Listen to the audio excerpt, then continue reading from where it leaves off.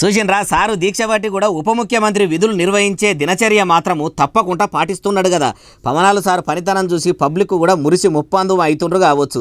ఇన్ని దినాల సంది ఇంత మంచిగా పనిచేసే మనిషిని మేం పక్కకు పెట్టింది పంక పార్టీని ఏపీలో ఏలుబడిలకు తెచ్చుకున్నామా అని ఎంత బాధపడ్డారో ప్రజలు కూడా. అదట్లుండను కానీ నిన్న మొన్నటి దాకా జనసేన ఎమ్మెల్యేలకు శాసనసభ వ్యవహారాల మీద ఎట్లా చేస్తే బాగుంటది ఏం కథ అని ట్రైనింగ్ ఇచ్చిండు. ఇప్పుడు స్వచ్ఛాంధ్ర కార్యాల మీద కాయసు పెట్టిండు.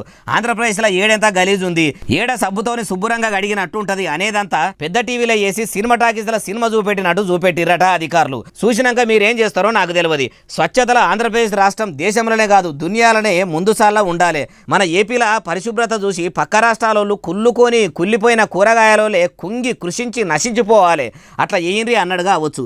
ఉప ముఖ్యమంత్రిగా మీరు ఇంత ఊపునిచ్చినాక ఊకుంటామా సారు?